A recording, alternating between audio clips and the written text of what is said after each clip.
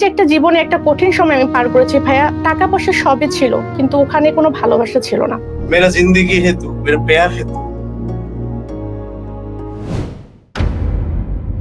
2007-এ হচ্ছে আমার বিয়ে হয়। আর আমার যার সাথে বিয়ে হয় তার বয়স ছিল তখন অ্যারাউন্ড 50-এর কাছাকাছি। তার সাথে হচ্ছে আমার 2007-এ সংসার জীবন শুরু। তার কোনো কিছুর অভাব ছিলেন না।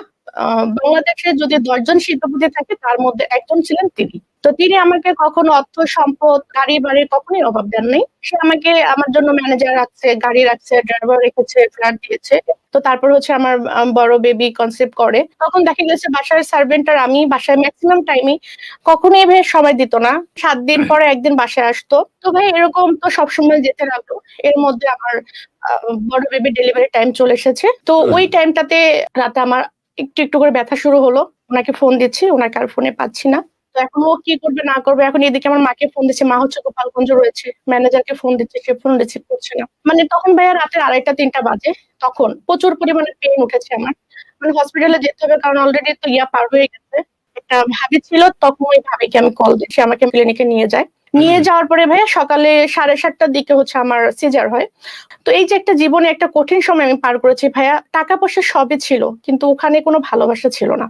তো আমার আহ, মেয়ে ওখানে ডেলিভারি হলো, এর মধ্যে ওনার ফোন বন্ধ, ওনাকে আমরা খুঁজে পাচ্ছি না। খুঁজে পাচ্ছি না, আমিও তো প্রচুর রাগে, আমার বাচ্চা হলো, উনি আসলো না।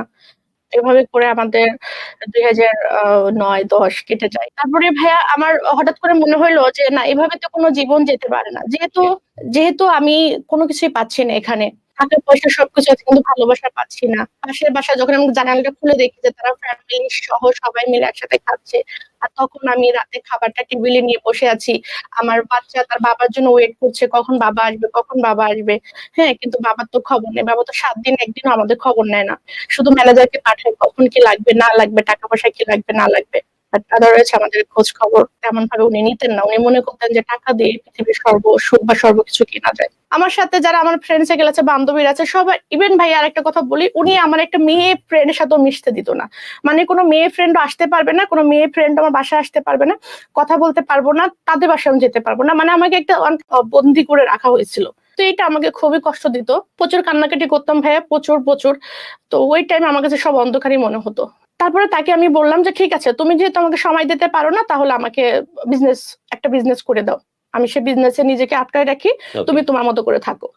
তখন সে ভালো একটা অ্যামাউন্টের টাকা খরচ করে আমাকে গুলশান একটা পার্লার দিয়ে দেয়। তো ওই পার্লারটা আমি পরিচালনা করি। হঠাৎ করে আমার মনে হলো যে এখন তো আমি টাকা আর্ন করতে পারছি, এখন আমি লাখ লাখ টাকা ইনকাম করতে পারছি, এখন ওনাকে আমার লাগবে না। এই যে দেখেন ভাইয়া, আমার চেঞ্জিংটা কখন থেকে এসেছে। সেও চেয়েছিল যে তার জীবন থেকে আমাকে সরিয়ে দেওয়ার জন্য, সেও চাইছে যে কোনোভাবে তার জীবন থেকে আমি সরে যাই। তখন সে কি করলো, আমি যেহেতু তার টাকার অভাব নেই, সে আমাকে একটা ব্যবসায় নামাই দিছে। তো ব্যবসা যখন আমি করতে শুরু করলাম, তখন হচ্ছে আমি ওকে আস্তে আস্তে নিজে থেকেই হলো যে ঠিক আছে, ও আমাকে সময় দেয় না, তো আমি ওর কাছ থেকে সরে যাব, এখন তো আমি টাকা আর্ন করতে পারছি। এই যখন ও চলে গেল আমার জীবন থেকে, তখন আমি আমার একটা উড়াধুরা জীবন শুরু হয়ে গেল। তখন বান্ধবীরা কি করতো, ওরা আমাকে সবসময় নেগেটিভ দিকে ডাইভার্ট করতো।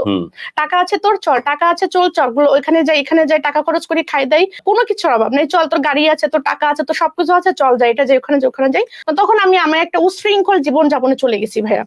হ্যাঁ, একদম টোটালি রাত 12টা-1টার সময় কাজ শেষ করে বাসায় ঢুকতাম, এটা সেটা। হ্যাঁ, যে দেখতাম মেয়েটা ঘুমাই গেছে, সকালে মেয়েটার গভর্নেন্স ছিল, সে স্কুলে নিয়ে যেত। আমার টোটালি জীবনটা ঘুরে গেছিল ভাইয়া, টোটাল জীবনটাই আমার উড়াধুরা জীবন।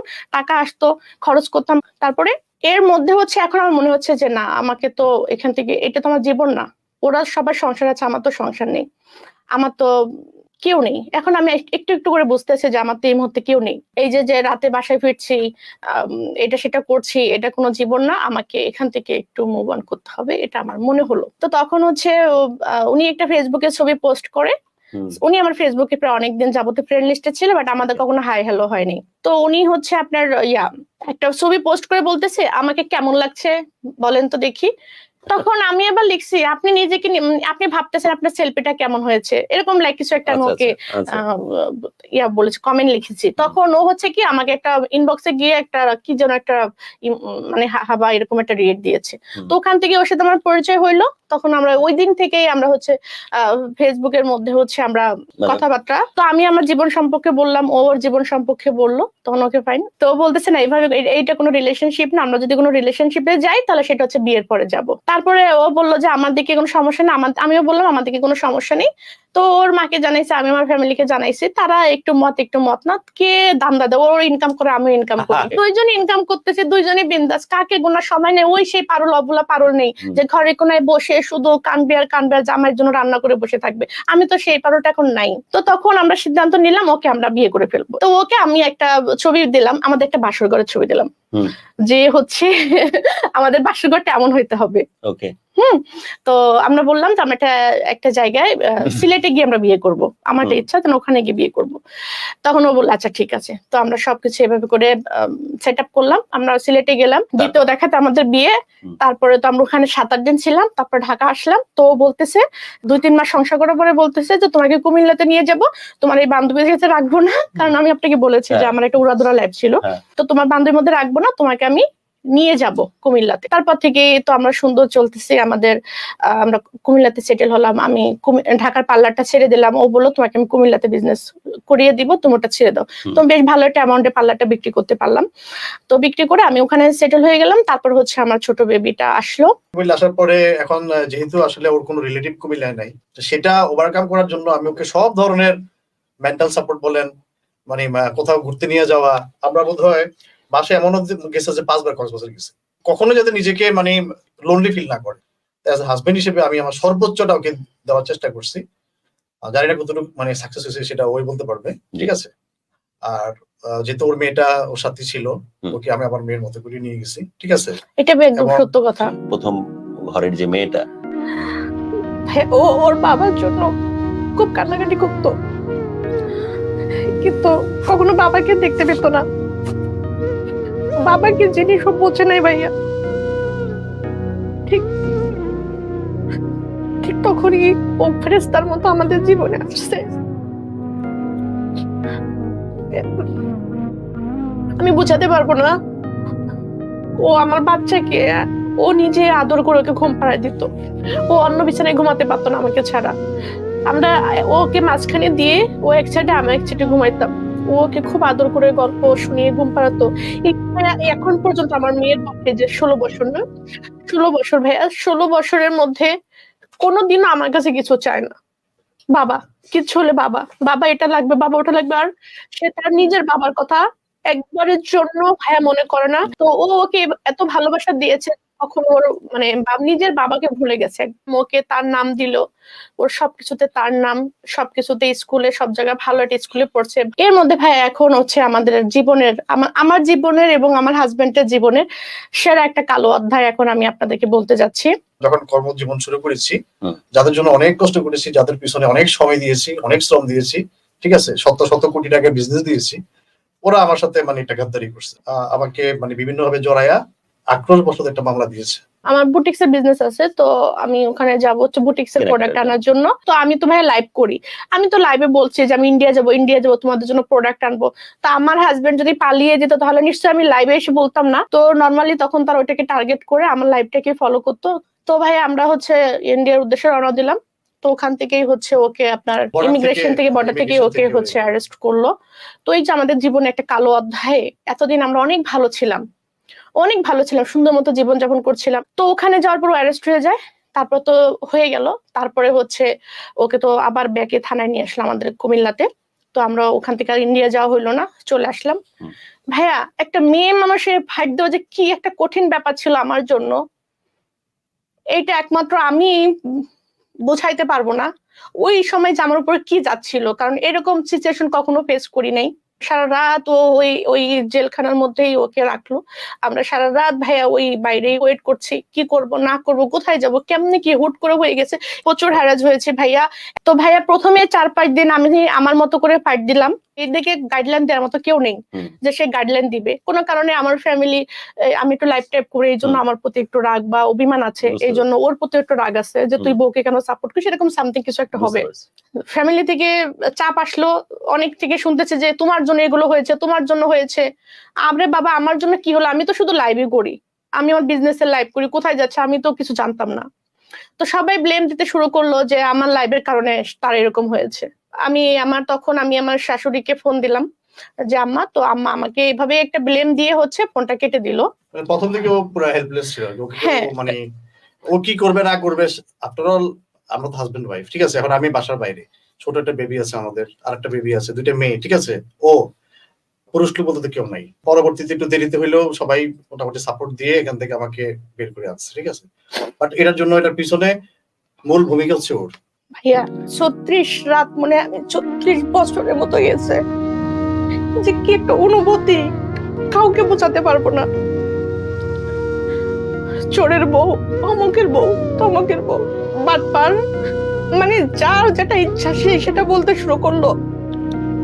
তারপরে ভাইয়া ওকে মনে হয় 2 দিন পরে, 1 দিন পরে তোমাকে কোর্টে নিয়ে নিল না? ও যে মানে একটা আসামিকে যেখানে রাখে ওই জায়গাটা দেখে তো ভাই আমি সেন্সলেস হয়ে গেছি। যে আমার হাজবেন্ড যে স্বর্ণের চামচ মুখে নিয়ে বড় হয়েছে, যে এসি ছাড়া ঘুমাইতে পারে না, গাড়ি ছাড়া চলতে পারে না, ভালো ড্রেস ছাড়া চলতে পারে না, যে বাসায় ঢুকে যদি একটু সোফাটা দেখে যে এরকম বাঁকা হয়ে আছে ওইটাকে ঠিক করবে, যে যদি বিছনাটা একটু নোংরা থাকে সে বিছনাটা সাথে সাথে ক্লিন করবে, সেই মানুষটা কিভাবে এইখানে রাত যাপন করবে? আমি ওর জানালার কাছে গিয়ে দাঁড়াই আছি, ভাই আমার স্বামীর কাছে আমাকে একটু দাঁড়াইতে দেন, একটু দাঁড়াইতে দেন। তো ভাইটাও খুব ভালো ছিল, খুব হেল্পফুল ছিল, তারাও আমাকে অনেক হেল্প করছে যে একটা মেয়ে মানুষ এত রাতে এখানে দাঁড়াই আছে। তো আমাকে যথেষ্ট সাপোর্ট করছে, সেসব ভাইদের অনেক ধন্যবাদ যারা আমাকে অনেক সাপোর্ট করছে। তারপরে তো ওকে পরের দিন ওখান থেকে নিয়ে গেল। তারপরে আমি আমার অনেক শখের গোল্ড আমি বিক্রি করে দিয়েছি আমার হাজবেন্ডের জন্য। তারপরে ভাইয়া কোনোভাবে ওকে বের করতে পারলাম, ও বেরিয়ে আসলো। আমাদের কষ্টের দিনগুলো আস্তে আস্তে শেষ হতে লাগলো। ও বেরিয়ে আসলো, ওকে কিছুদিন রেস্ট দিলাম, ওকে কক্সবাজার নিয়ে গেলাম, ওকে ঘুরাইলাম, ওকে মেন্টালি সাপোর্ট দিলাম, ওকে আবার ওখান থেকে বের করে আনলাম। এনে ওকে বললাম যে আমাদের এখন অনেক পরিশ্রম করতে হবে, কারণ আমরা 5 বছর পিছিয়ে গিয়েছি। এই 5 বছরকে আমাকে যদি সামনে আনতে হয় তাহলে আমাদেরকে কঠোর পরিশ্রম করতে হবে। কে কি বলবে না বলবে সব পিছনে তাকাবো না, কোনো দিকে আমরা শুধু সোজা যাব, কোনো দিকে তাকাবো না, শুধু সোজা যাব। আমার জিদ, যখন ওর সাথে দুর্ঘটনাটা ঘটলো তখন আমাকে অনেকে হেও করে অনেক কথা বলছে। এই যে একটা জিদ আমার মনের মধ্যে চাপলো ভাইয়া, যে আমি কিছু করব এবং করে দেখাবো। তারপর থেকে ভাইয়া অনলাইন বলেন, প্রচার বলেন, আমাদের লোকাল চ্যানেলগুলো বলেন, যেটা বলেন, যেভাবে সম্ভব হয়েছে আমি আমার ব্যবসাকে প্রচারের জন্য যা করার আমি করেছি। তারপরে ভাইয়া আমার একটা জিদ চাপলো, ওই যে ও যখন ভিতরে গেল তখন আমার একটা প্রতিষ্ঠান ছিল, ও বেরিয়ে আসার পর আরো 2টা প্রতিষ্ঠান দিয়েছি আমি। আমার একটা ব্যবসা থেকে আলহামদুলিল্লাহ 3টা ব্যবসা দিয়েছি 3 বছরে। যারা আমাকে নজরআন্দাজ করেছিল, যারা আমাকে ছোট করেছিল, আমি তাদেরকে দেখিয়ে দিয়েছি যে আমিও বিজনেস করতে পারি, আমিও সফল হইতে পারি। বিশ্বাস করেন ভাই, এখন আমি আমার পার্লারে কাস্টমার জায়গা দিতে পারি না। আপনারা আমার ভিডিও গুলো দেখলে বুঝতে পারবেন। আমার বুটিক্স এর জন্য কখনো ফিরে তাকাতে হয় নাই, কারণ বুটিক্স আমার প্রোডাক্ট নেওয়ার সাথে সাথে সব সোল্ড আউট হয়ে যায়। কাস্টমারের যে পরিমাণে ভিড়, এখন আমি আরেকটা পজিশন খুঁজতেছি, আমি আরেকটা পার্লার দিব, ব্রাঞ্চ বাড়াবো। আমার হাজবেন্ডকে ছোট করার জন্য না, আমি আমার হাজবেন্ডকে দেখছি, আমার 2 বাচ্চাকে দেখছি, আমি আমার নিজেকে দেখছি, আমার 20টা স্টাফ দেখছি, আমার বাসায় 3টা সার্ভেন্ট দেখছি, আমার ড্রাইভার দেখছি, এবং আমার যারা কেয়ারটেকার আছে আমি তাদেরকে দেখছি। মোটামুটি আমি এখন 40 জন মানুষকে বা ফ্যামিলি আছে তাদের চাইতে বেশি আমি দেখছি এখন। আমি আপনাকে কিছু কারণে অনেক ধন্যবাদ দিতে চাই। ধন্যবাদ এই কারণে দিতে চাই, সেটি হচ্ছে যে এমন একটা মেয়েকে আপনি আপন করে নিয়েছেন। ধন্যবাদ এই কারণে দিতে চাই, যখনই বৃষ্টি হয়েছে তখন আপনি ছাতা ধরেছেন। ধন্যবাদ এই কারণে দিতে চাই যে একজন মা, সৎ বাবা শব্দটা আপনি অভিধান থেকে মুছে ফেলেছেন। যে মা সে গ্যারান্টি দিয়ে, সার্টিফিকেট দিয়ে বলল যে এমন যত্নের বাবা হতে পারে না। মানুষ হিসেবে যে আপনি অদ্ভুত ধরনের, অসম্ভব রকমের ভালো মানুষ, আপনার এই মানবিক দিকটা আমাকে দারুণভাবে প্রভাবিত করেছে। সাপোর্ট দিচ্ছে দেখে ভাইয়া আমি এগিয়ে যেতে পারছি। যিনি এখানে বসা আছে, তিনি হচ্ছে আমার জীবন মরণ সবকিছু। প্রিয় ফুল হচ্ছে গোলাপ ফুল। मेरा जिंदगी है तू, मेरा प्यार है तू।